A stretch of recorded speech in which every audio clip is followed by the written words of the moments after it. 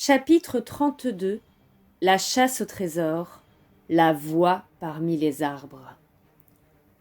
En raison de l'effet déprimant de cette alerte, et aussi pour permettre à Silver et aux malades de se reposer, toute la troupe s'assit en arrivant au sommet de la pente. Le plateau étant légèrement incliné vers l'ouest, l'endroit où nous avions fait halte dominait un vaste paysage.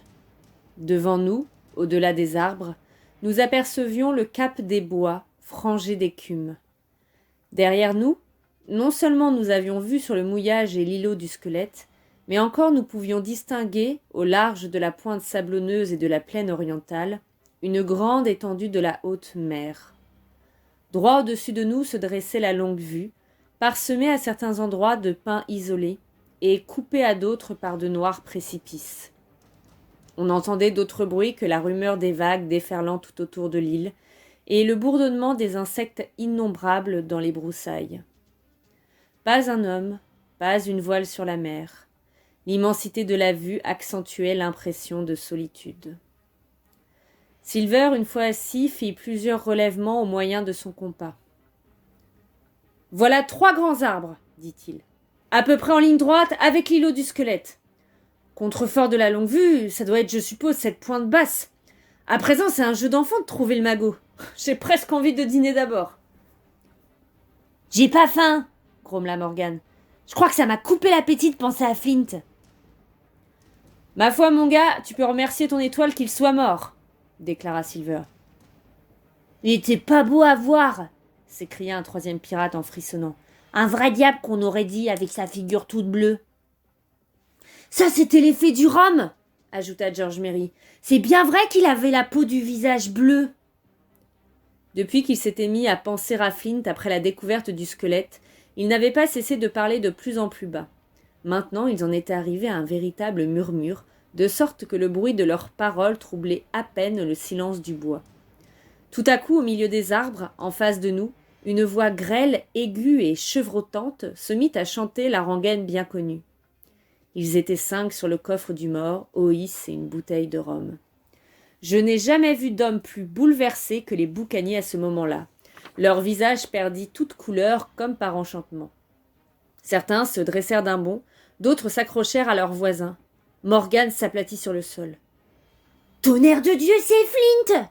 s'écria Merry. La chanson s'était arrêtée aussi brusquement qu'elle avait commencé, interrompue, aurait-on dit, au milieu d'une note, comme si quelqu'un avait posé la main sur la bouche du chanteur. Venant de si loin, à travers l'atmosphère limpide et ensoleillée, parmi les arbres verdoyants, elle m'avait paru mélodieuse et aérienne. L'effet produit sur mes compagnons n'en fut que plus étrange. « Allons !» dit Silver, dont les lèvres décolorées parvenaient difficilement à prononcer les mots. « Ça prend pas, mes amis. Pas à virer, les gars. L'expédition commence drôlement et je peux pas mettre un nom sur cette voie, mais pour sûr, quelqu'un nous joue une farce, quelqu'un en chair et en os, je vous en fiche mon billet. » Tout en parlant, il avait repris son sang-froid et un peu de couleur. Déjà les boucaniers, prêtant l'oreille à ses encouragements, commençaient à se ressaisir lorsque la même voix se fit entendre à nouveau. Cette fois, ce n'était plus un chant, mais un appel faible et lointain, dont les échos résonnèrent plus faiblement encore dans les ravins de la longue vue. « Darby Magro !» gémissait la voix. Gémir est le seul mot qui rende exactement son intonation. « Darby Magro ! Darby Magro ! Darby Magro !» Puis, devenant plus aiguë, elle ajouta en proférant un juron que je ne reproduis pas ici. « Apporte le rhum à l'arrière, Darby !» Les boucaniers, les yeux hors de leur orbite, restèrent cloués sur place. Longtemps après que la voix se fut éteinte, ils continuèrent à regarder droit devant eux, muets, épouvantés. « Pour le coup, il n'y a plus de doute !» murmura l'un d'eux. « Fichons le camp !»« C'est les derniers mots qu'il a dit !» gémit le vieux Morgan. « Ouais, c'est ses derniers mots !» Dick, ayant sorti sa Bible, priait avec volubilité. Il avait été bien élevé, ce Dick, avant de prendre la mer et de tomber en mauvaise compagnie. Seul Long John refusait de s'avouer vaincu. Je l'entendais claquer des dents, mais il continuait à tenir bon. « Personne dans cette sacrée île n'a jamais entendu parler de Darby, personne sauf nous !»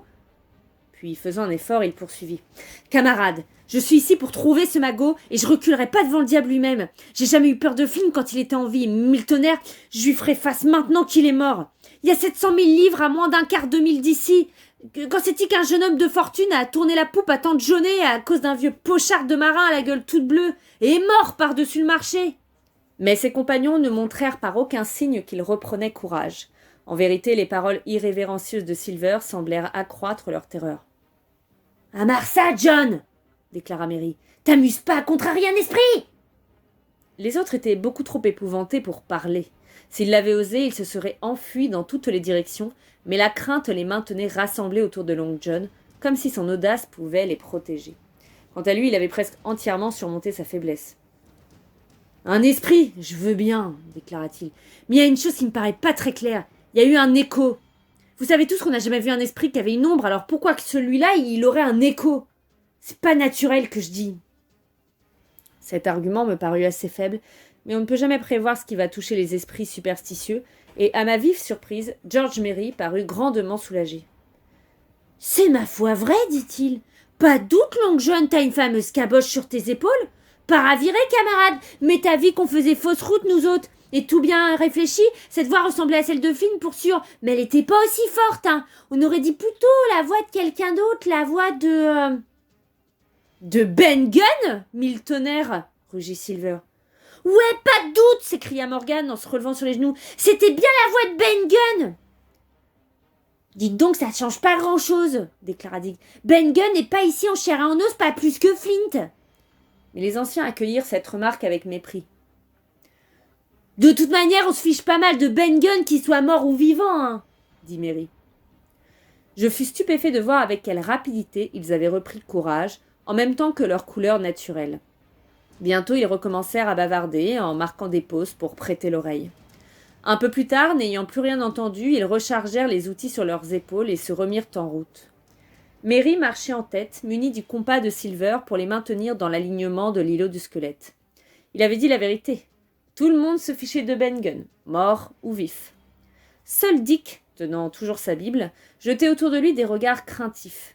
Mais il ne rencontrait aucune sympathie et Silver alla jusqu'à se moquer de ses précautions. « Je t'ai déjà dit que tu avais abîmé ta Bible. Si elle est plus bonne pour prêter serment, comment veux-tu qu'elle compte pour chasser un esprit ? Elle vaut même pas ça !» Et il s'arrêta un instant, appuyé sur sa béquille en faisant claquer ses gros doigts. Mais Dick ne se laissait pas réconforter. En vérité, je ne tardais pas à comprendre qu'il était en train de tomber malade. Sous l'effet de la chaleur, de l'épuisement et du choc de cette alerte, la fièvre prédite par le docteur Livesey s'était emparée de lui et devenait rapidement plus forte. Arrivés au sommet, nous trouvâmes la marche facile. Nous descendions légèrement car, ainsi que je l'ai dit, le plateau s'inclinait vers l'ouest. Les pins, grands et petits, poussaient très clairsemés. Et même entre les touffes de muscadiers et d'azalées, de grands espaces découverts baignaient dans un soleil brûlant. Comme nous traversions l'île en direction nord-ouest, nous nous rapprochions toujours davantage des contreforts de la longue-vue, et, en même temps, nous apercevions une étendue sans cesse grandissante de cette baie occidentale où j'avais été ballotté, tout tremblant sur mon coracle. Nous atteignîmes le premier des grands arbres, mais après avoir fait un relèvement, nous constatâmes que ce n'était pas le bon. Il en fut de même pour le deuxième. Le troisième s'érigeait à presque 200 pieds de hauteur au-dessus d'un épais taillis. Ce géant fut rougeâtre, aussi gros qu'une maisonnette aurait pu abriter les manœuvres d'une compagnie de soldats. Visible de fort loin sur la mer, à l'est comme à l'ouest, il aurait pu très bien servir de point de repère sur la carte. Mais ce n'était pas sa taille qui impressionnait mes compagnons. C'était de savoir que 700 000 livres en or se trouvaient enfouis quelque part dans l'étendue de son ombre. À mesure qu'ils approchaient, l'idée de cet argent dissipait leur terreur première. Leurs yeux flamboyaient. Leurs pas devenaient plus rapides et plus légers. Toute leur âme était liée à cette fortune, à cette existence de prodigalité et de plaisir qui les attendait. Silver sautillait sur sa béquille en grommelant. Ses narines dilatées frémissaient. Il jurait comme un possédé lorsque les mouches se posaient sur son visage brûlant et luisant de sueur. Il tirait brutalement sur le filin qui m'attachait à lui et de temps à autre il me jetait un coup d'œil féroce. Je pouvais lire en lui à livre ouvert car il ne prenait plus la peine de cacher ses pensées. La proximité de l'or lui avait fait oublier tout le reste. Sa promesse et l'avertissement du docteur appartenaient au passé. À n'en pas douter, il espérait s'emparer du trésor, retrouver à bord de l'Hispaniola sous le couvert de la nuit, égorger tout ce qu'il y avait encore d'honnêtes gens sur l'île et reprendre la mer, selon son projet primitif chargé de crimes et de richesses. Bouleversé par tant de craintes, j'avais peine à suivre l'allure rapide des chercheurs de trésors. Parfois, je trébuchais et c'est alors que Silver tirait brutalement sur le filin, en me lançant des regards meurtriers. Dick, qui s'était laissé distancer et fermer la marche, marmonnait tout seul prières et malédictions à mesure que sa fièvre montait. Ceci accroissait ma détresse et, pour comble de malheur, j'étais hanté par la pensée du drame qui s'était déroulé jadis sur le plateau, quand ce maudit boucanier au visage bleu, ce Flint qui mourut à Savannah en chantant et en réclamant à boire, avait ici même de ses propres mains massacré ses complices. Ce bois à présent si paisible avait dû retentir de leurs hurlements. Dans mon imagination, je croyais les entendre résonner à mes oreilles. Nous étions arrivés à l'orée du taillis. « Hurrah, camarades, en avant, tous ensemble !» s'écria Mary. Les plus avancés se mirent aussitôt à courir, mais brusquement, nous les vîmes s'arrêter à 10 yards de nous. Un cri étouffé s'éleva. Silver redoubla de vitesse, enfonçant dans le sol l'extrémité de sa béquille avec une fureur démente. Une minute après, nous restions, lui et moi, cloués sur place à notre tour.